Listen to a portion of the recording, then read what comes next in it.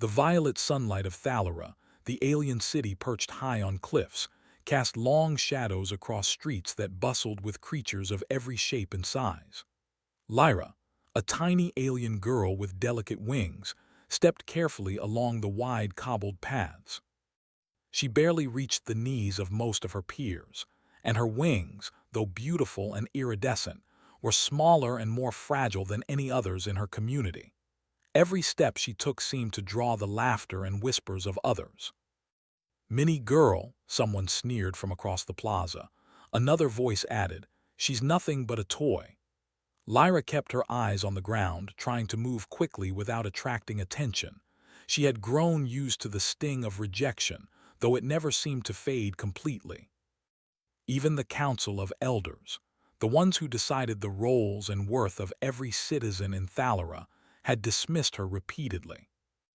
"Lyra is too small to contribute meaningfully," they had said at a meeting she had nervously attended, her tiny wings trembling with the effort to fly in front of the large assembly. Her ideas, while imaginative, are impractical. At school, she struggled to keep up with exercises that other children completed effortlessly. Flying drills that required long glides and precise formations left her dizzy and exhausted. She had tried again and again, hoping to show that her small size did not mean weakness, but every failure was met with whispers and ridicule. Even her classmates avoided her, afraid of being associated with the mini girl who could not keep pace.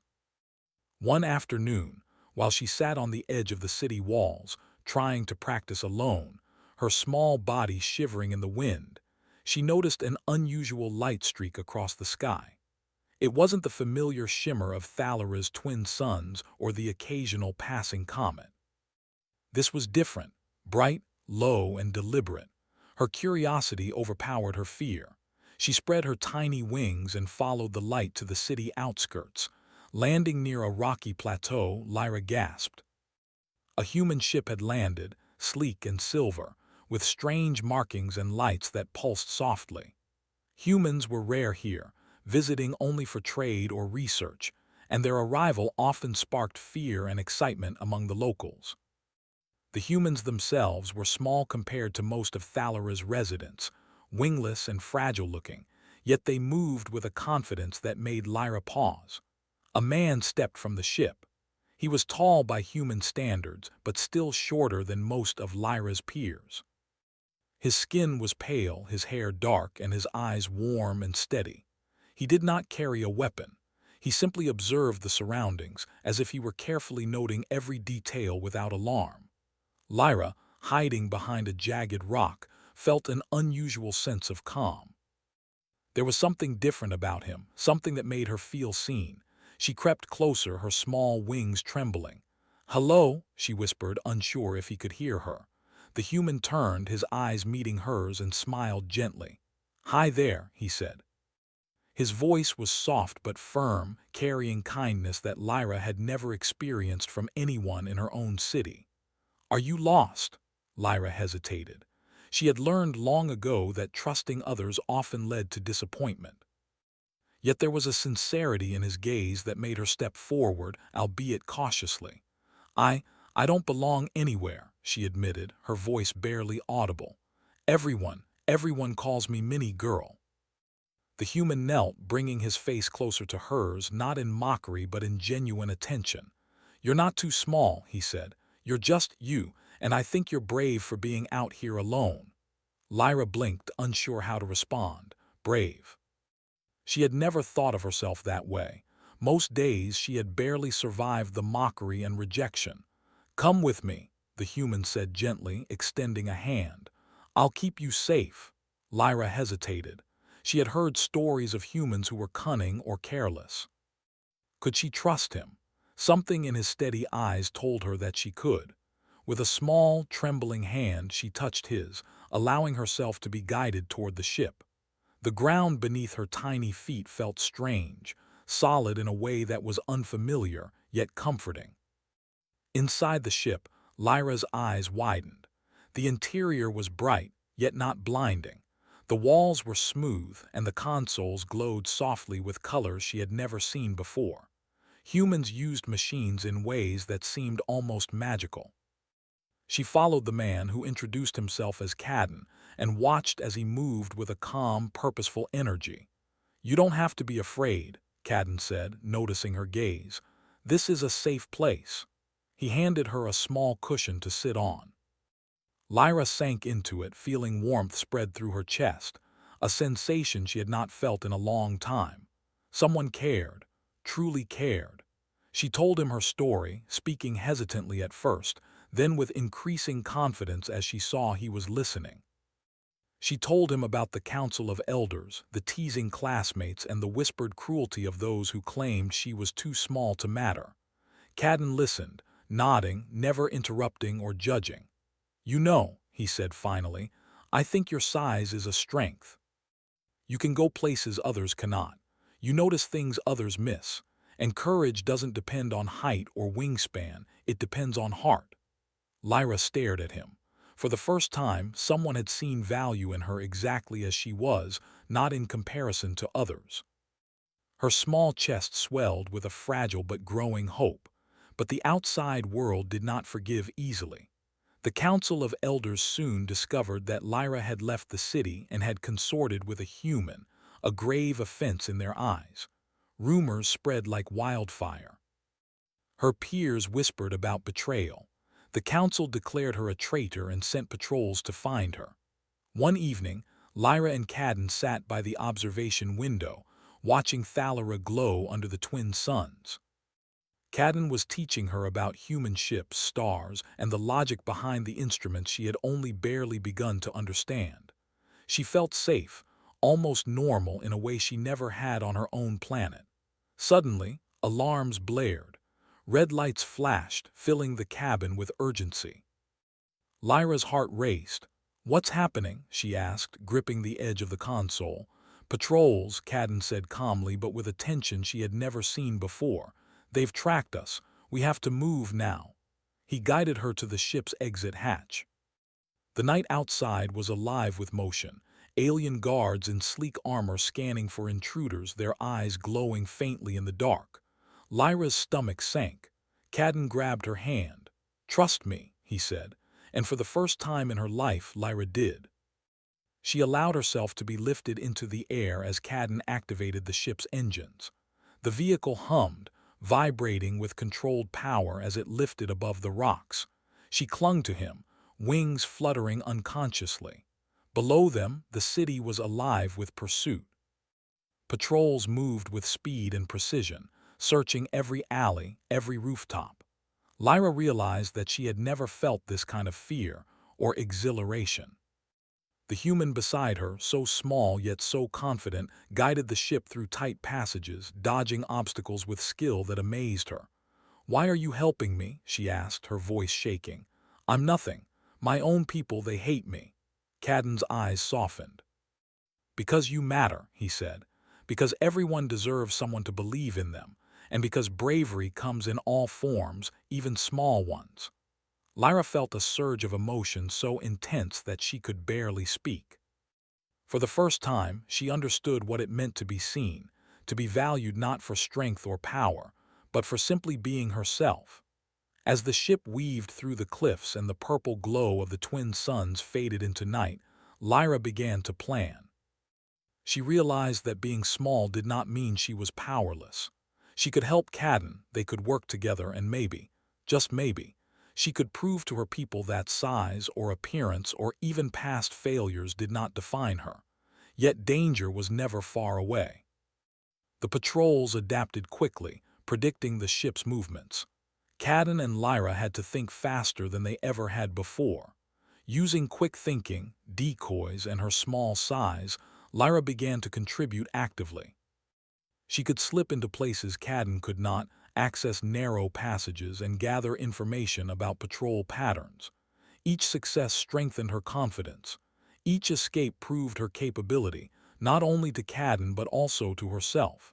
Hours passed, yet it felt like minutes. The city stretched below them, silent and tense.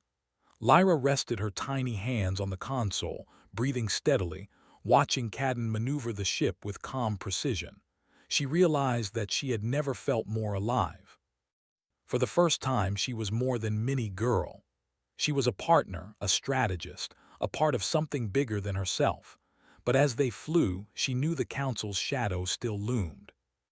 The elders would not forgive so easily, and the whispers of betrayal would follow her wherever she went.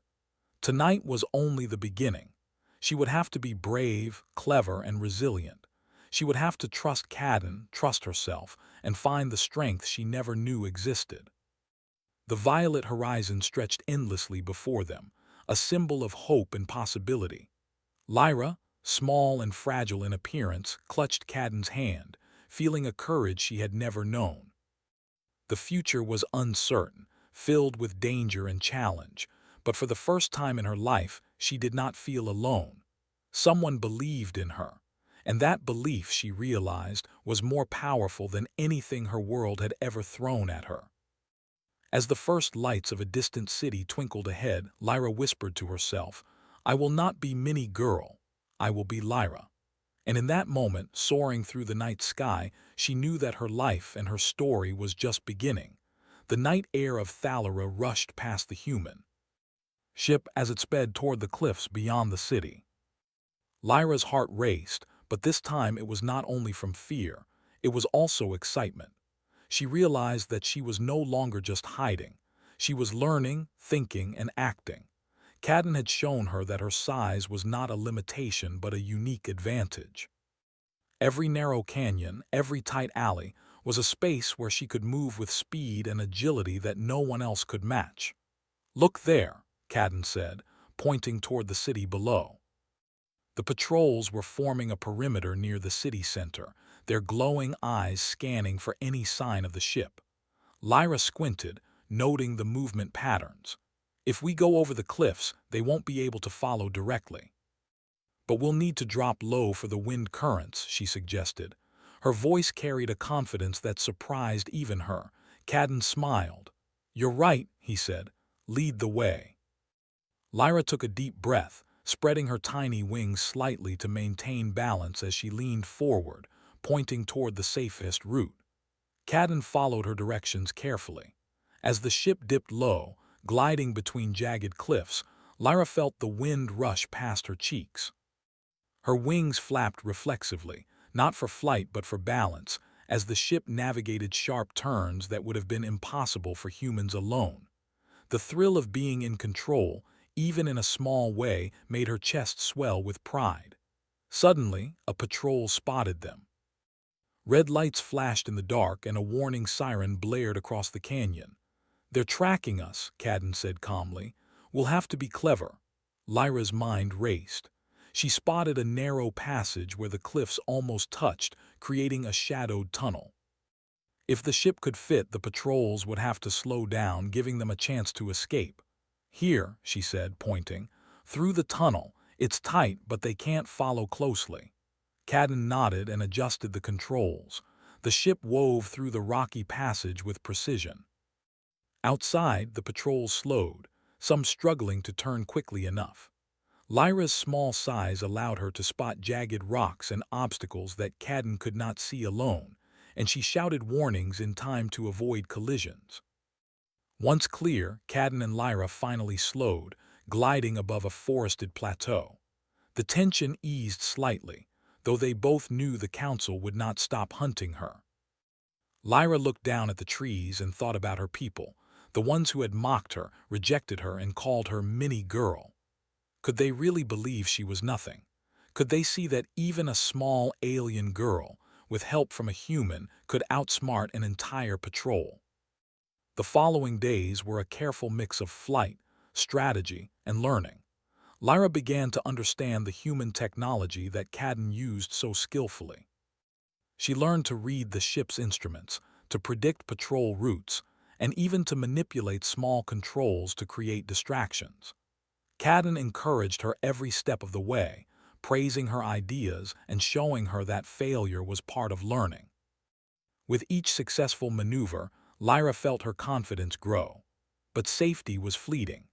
The council had sent its most skilled hunters, larger and faster than the patrols, equipped with weapons and trackers designed to find even the smallest of fugitives.